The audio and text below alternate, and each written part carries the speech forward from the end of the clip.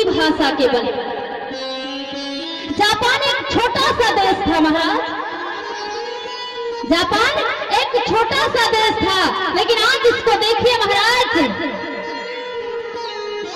किसके बल पे वो इतना आगे बढ़ गया?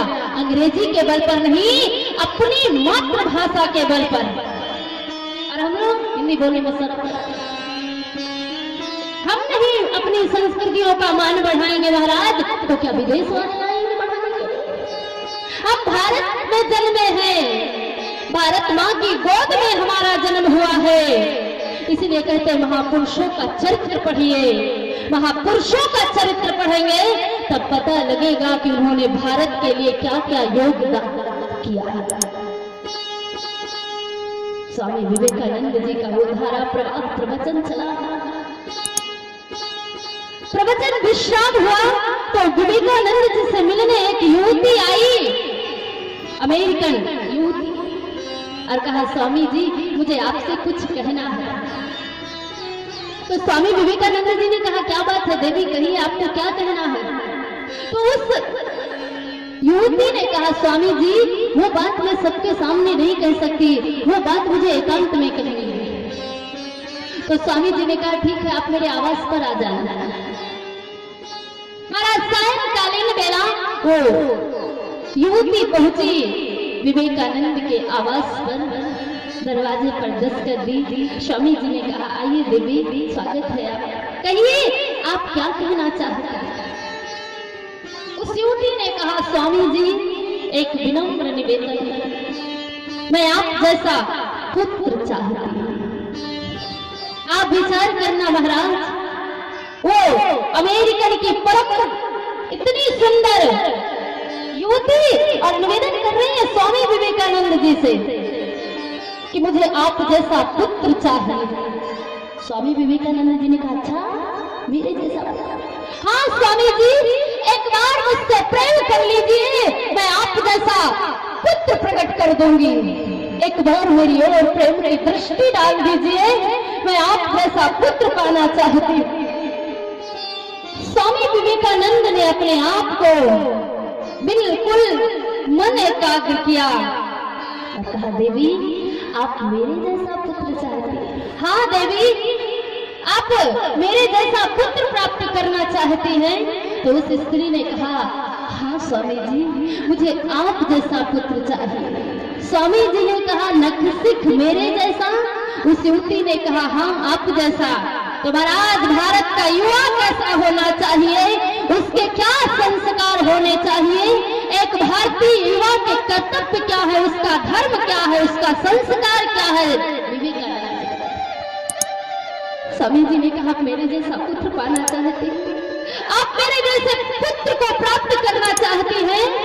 तो महाराज स्वामी विवेकानंद तुरंत उस स्त्री के चरणों में गिर पड़े और कहा देवी मेरे जैसा तो केवल मैं ही हूँ, इसलिए आज से आप मेरी माता बन जाइए और मैं आपका पुत्र बन जाऊंगा। ये भारत का युवा, ये है भारत माता की संतानें, ये है हमारे भारत भूमि के युवाओं का कर्तव्य। इसलिए निवेदन है अपने बच्चों के अंदर संस्कार डालिए। सरकार को दोष देने से कुछ नहीं होगा। आज समाज में कुछ घटित होता है तो लोग सरकार को दोष देते हैं। सरकार को दोष मत दीजिए महाराज। अगर आपके बच्चों के अंदर संस्कार नहीं होंगे तो सरकार कितने भी नियम लागू कर ले महाराज, भारत से कभी अत्याचार और बलात्कार का निष्कासन नहीं हो पाएगा। इसी धरती पर जन्मे थे अर्जुन। महाराज स्वर्ग लोक पहुंचे अर्जुन धनुष विद्या सीखने के लिए। उर्वशी ने अर्जुन की सुंदरता देखी, मोहित हो गई। महाराज सुरपुर की स्त्रियां किसको नहीं अच्छी लगती। प्रणय निवेदन लेकर आई उर्वशी अर्जुन के सामने खड़ी हो गई और कहा अर्जुन प्लेन पर मेरी कामना करो, मेरा आलिंगन करो, मुझे अपने अंगों में समेट लो। अर्जुन ने धनुष बाण रख दिए और कहा देवी माँ, आप ये क्या कह रही हैं? आप तो मेरी माँ है, आप मेरी कुल माता है। ये करना मेरे लिए अपराध होगा, पाप होगा। अर्जुन के ऐसे शब्दों को जब उर्वशी ने सुना तो उर्वशी पीड़ित हो गई, बड़ा कष्ट हुआ और अर्जुन को श्राप दे दिया। अर्जुन जाओ, नपुंसक हो जाओ, क्लैप हो जाओ, मेरा श्राप है। तो अर्जुन ने कहा, माँ, कदाचित इस श्राप को भी मैं अपने शीश पर धारण कर लूंगा, लेकिन आपके प्रणय निवेदन को मैं कभी स्वीकार नहीं कर सकता।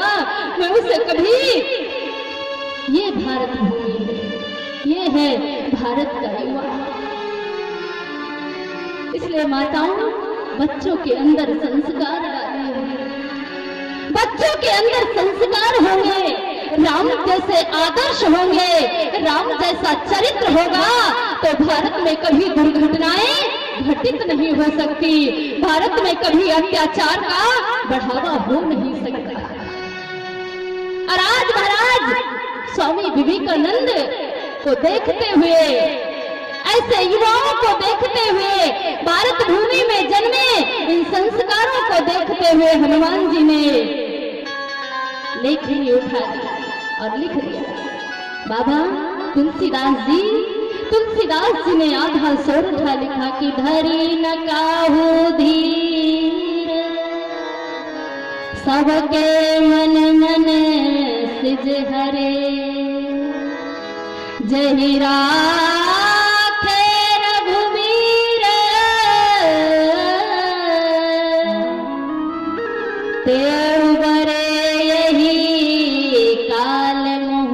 रक्षा हो जाए, बस राम को अपना सहारा बना लीजिए, राम को अपना आधार बना लीजिए, राम को अपना आदर्श बना लीजिए, राम को अपने चरित्र में उतार लीजिए महाराज, फिर काम कभी परास्त नहीं कर पाएगा, भारत में कभी नारियों का शोषण नहीं हो पाएगा, उनका भी गौरव बढ़ पड़ेगा। बाबा तुलसी ने कथा प्रसंग को आगे बढ़ाया और आज माता पार्वती और भगवान शंकर का विवाह संपन्न हुआ। विवाह संपन्न हुआ, सुबह हो गई, अब बारात की विदाई होने जा रही है। माता पार्वती का सुंदर श्रृंगार हुआ है, भगवान शंकर और माता पार्वती मंडप के नीचे खड़े हैं। महारानी मैना पार्वती से कह रही है, बिटिया आज से मैं अपनी मर्यादा, अपना मान सम्मान सब तेरे आंचल में बांध रही हूँ। और कितनी सुंदर शिक्षा दे रही माताओं। क्या रामकथाओं में कौन सा प्रसाद बांट रहे हैं? आप बातचीत नहीं करेंगे, बहुत गलत बात है ना। हम कथा सुनने आए हैं, बातचीत तो दिन भर घर में करते हैं, और इसीलिए मेरा समझ में नहीं आता कि क्या बोला जा रहा है। आधा मन तो बातचीत में लगा रहता, आधा मन मोबाइल में लगा रहता, तो कहां से कथा समझ में आएगी। माताओं, अपनी बच्चियों को संस्कार कैसे देना चाहिए, कौन कौन से संस्कार होने चाहिए। महारानी मैना पार्वती से कह रही, पार्वती की विदाई होने जा रही है। दुल्हन के रूप में माता पार्वती विवाह मंडप के नीचे भगवान शंकर के बामांग खड़ी हैं और माता मैना कह रही है, बिटिया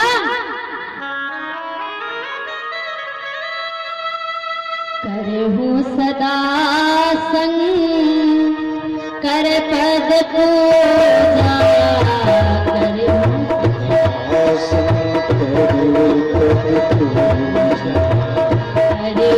सदा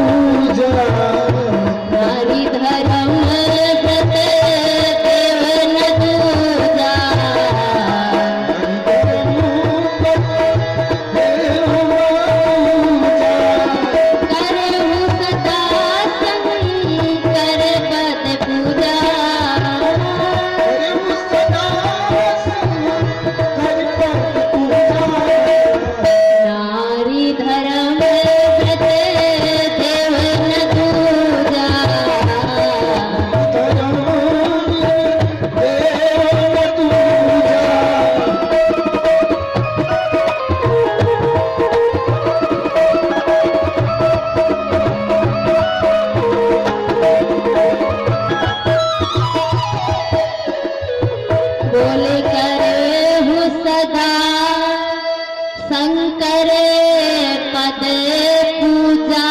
मैंने शायद परसों बताया था कि एक स्त्री का धर्म क्या है, एक विवाहित स्त्री का क्या धर्म है, पति के चरणों की सेवा करना। और देखिए जो बात अनुसुईया माता ने मां जानकी से कही, वही बात यहाँ पर महारानी मैना माता पार्वती से कही कि करे हो सदा शंकर पद पूजा। क्यों? नारी धर्म व्रत देव न दूजा। दूसरा कोई धर्म नहीं है, पहला धर्म है पति के चरणों की सेवा। और आज हम लोग क्या करते हैं? आज हम लोग क्या करते हैं? बेटियों को बीएससी, बीकॉम, एमकॉम, टीटी दुनिया भर की डिग्रियां दे देते हैं, लेकिन संस्कार नहीं दे पाते। हमारी बच्चियां बाहर रहकर हॉस्टल में पढ़ती हैं, उनके पास डिग्रियां हैं लेकिन गृहस्थ के संस्कार नहीं है। इसलिए आज परिवार उजड़ रहे हैं, आज हमारे घर उजड़ रहे हैं, आज पति पत्नी में प्रेम नहीं रह गया है, आज सास ससुर के लिए हमारे जीवन में उनके लिए भाव नहीं रह गया है। महाराज आप अपने बच्चों को हॉस्टल में छोड़ देते हैं पढ़ने के लिए, कभी वहां देखने जाते कि वो क्या कर रही है, वहां पर शराब पी रही है, मांस खा रही है, सिगरेट पी रही है, यही तो करती है वहां पर। तो क्या इससे उनके जीवन में संस्कार आ सकते हैं? महाराज मैंने देखा बड़े बड़े घरों की स्थिति बता रही हूँ आपसे, अपने नेत्रों से अपनी आंखों से देख कर आई। महाराज मैं बिहार गई थी कथा, तो जिन्होंने कथा करवाई थी उन्हीं के यहाँ मेरा आवाज था। तो महाराज उनके यहाँ एक मछली घर रखा था, तो मैं सुबह पूजन के बाद वही बैठी, तो उनकी बच्ची आई और कहा दीदी ये वाली जो मछली है इसको मैंने खाया है। मैंने कहा कहाँ खाया है? आपके घर में मछली बनती है? तो कहा नहीं घर में नहीं बनती, हॉस्टल में खाया। तो आप विचार करना क्या मछली खाने से आपकी बच्चियां का जीवन संस्कारित हो सकता है? मैं मना नहीं करती, आप अपने बच्चों को हॉस्टल में रखिए, विदेश में रखिए, चाहे जहां रखिए, लेकिन उनके अंदर संस्कार डालना बहुत जरूरी है। अन्यथा महाराज ऐसे ही परिवार उजड़ते रहेंगे, पति पत्नी के जीवन में कभी प्रेम नहीं बन पाएगा, बच्चों के अंदर कभी संस्कार नहीं होगा। आज हम अपनी बच्चियों को डिग्रियां दे देते हैं, लेकिन बच्चियों को देख लीजिए 30-30 साल की हो गई, उनको चाय बनानी नहीं आती है, उनको भोजन बनाना नहीं आता है, पढ़ाई बहुत अच्छी आती है, उनको भोजन बनाना नहीं आता है। कहां से महाराज परिवार में सुधार हो सकता है? इसलिए बच्चियों के अंदर संस्कार डालिए, बच्चों के अंदर संस्कार डालिए। पढ़ाई बहुत जरूरी है, लेकिन शिक्षा से ज्यादा कहीं जरूरी है संस्कार। हम नहीं कहे, मानस बोल रही है माता, मैं ना अपनी पुत्री को शिक्षा दे रही कि करो सदा शंकर पद पूजा। क्यों? नारी धर्म व्रत देव न दूजा।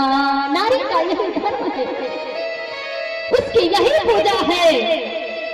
करो सदा। और माता पार्वती को सुंदर आशीर्वाद देने पूरा समाज आया है, पूरा हिमाचल प्रदेश आया। और एक बिटिया की विदाई का वो समय कितना सुखद होता है महाराज। एक पिता घर में जवान बेटा जब मर जाता है तो उसके आंख से आंसू नहीं निकलते, लेकिन उसी के आनंद से जब उसकी बेटी विदा होने लगती है तो वो पत्थर दिल फूट पड़ता है, वो पत्थर दिल भी पिघल जाता है। और आज महाराज हिमांचल रो रहे हैं और भगवान से निवेदन कर रहे हैं कि मैं पार्वती के बिना कैसे जीऊंगा। पार्वती ही तो मेरे जीने का सहारा थी और आज पार्वती मेरे आंगन से जा रही है। मैं कैसे पार्वती को आशीर्वाद दे जाकर और पार्वती मैया पिताजी की प्रतीक्षा कर। सारा हिमाचल प्रदेश रो रहा है, ऐसा लगता है प्राण निकल कर जा रहे हैं। कोई खंभे के पीछे रो रहा है, कोई किवाड़ के पीछे छुपकर रो रहा है। महारानी नैना अपने आंचल से मुंह ढककर रो रही है और सारी सखियां समझा रही हैं। पार्वती की सखियां भी रो रही हैं, पार्वती को गले से लगा रही हैं। बुजुर्ग पहुंचे हिमाचल से और कहा, महाराज बेटी विदा होने जा रही है, आप आशीर्वाद दीजिए। कहते महाराज हिमाचल मूर्छित होकर गिर पड़े।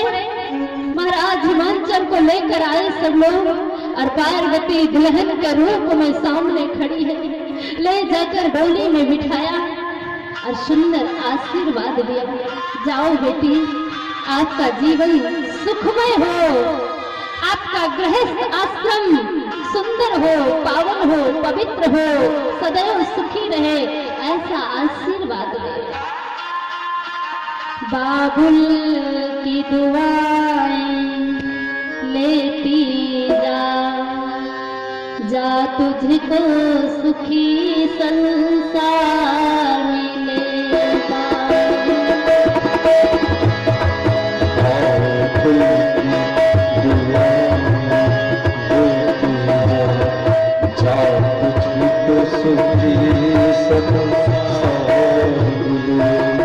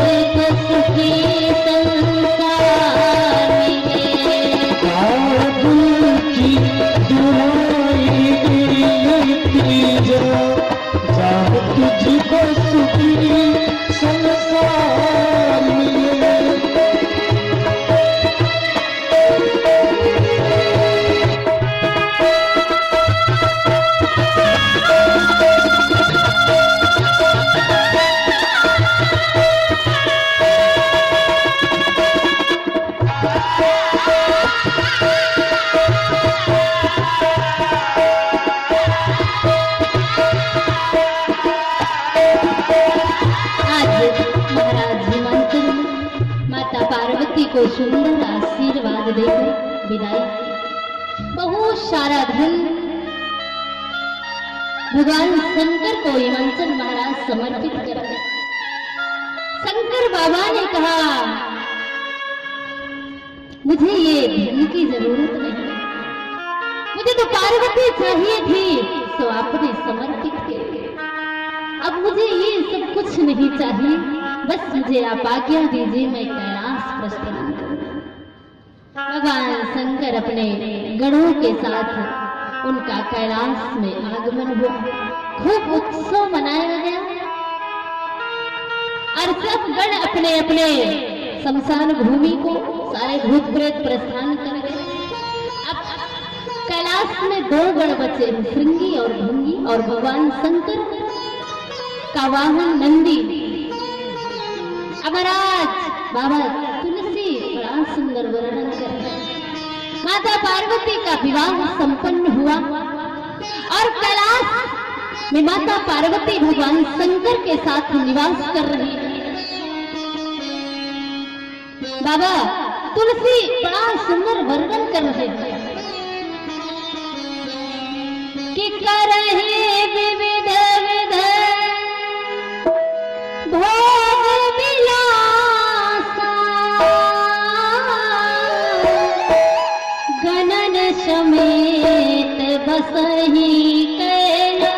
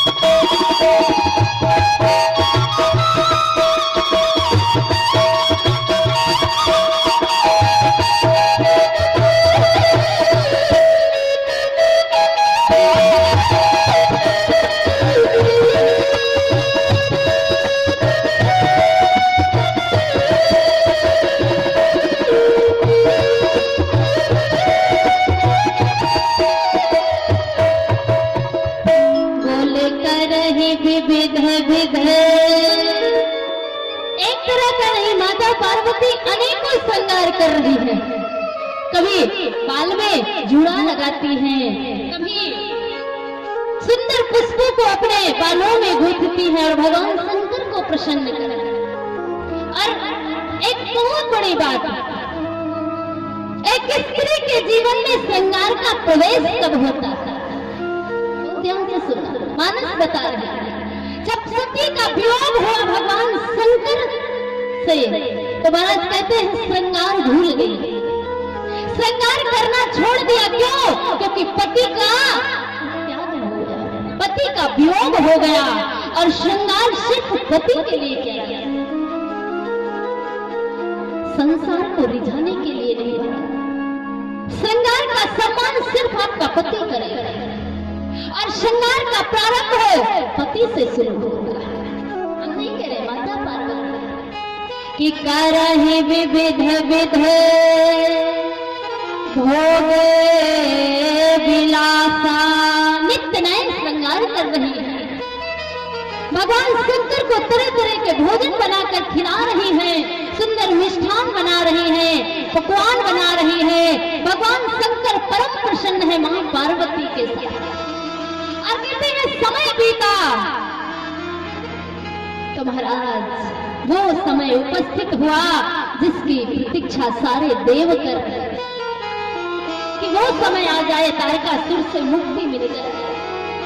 आज श्रद्धा और विश्वास का मिलन होने जा रहा है महाराज, महामिलन हुआ तो भगवान कार्तिक का प्रागट हो रहा है कि तब जन्म्या खट बदन कुमारा, तारक असुर समर जही मारा।